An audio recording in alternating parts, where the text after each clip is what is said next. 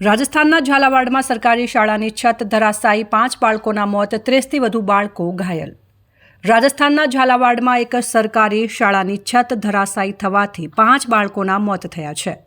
આ અકસ્માતમાં 30થી વધુ બાળકો ગંભીર રીતે ઘાયલ થયા છે।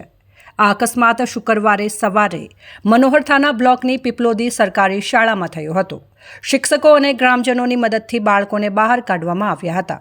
મનોહરથાના હોસ્પિટલના ડૉક્ટર કૌશલ લોઢાએ જણાવ્યું હતું કે 35 ઘાયલ બાળકોને લાવવામાં આવ્યા હતા। આમાંથી 11 ગંભીર રીતે ઘાયલ બાળકોને જિલ્લા હોસ્પિટલમાં રિફર કરવામાં આવ્યા છે।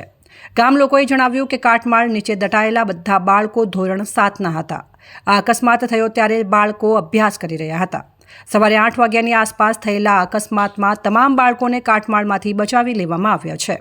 હવે જેસીબીની મદદથી કાટમાળ દૂર કરવામાં આવી રહ્યો છે। મળતી માહિતી મુજબ અકસ્માત થયો ત્યારે બાળકો અભ્યાસ કરી રહ્યા હતા। સવારે 8 વાગ્યાની આસપાસ થયેલા આ અકસ્માતમાં તમામ બાળકોને કાટમાળમાંથી બચાવી લેવામાં આવ્યા છે।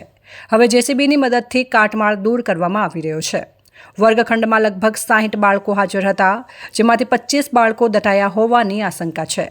આ સિવાય 5 બાળકોનું મોત નીપજ્યું છે, જોકે હજી સુધી મોતની સત્તાવાર માહિતી સામે આવી નથી। ઘટનાની ગંભીરતા જોતા આંકડો હજુ વધી શકે છે।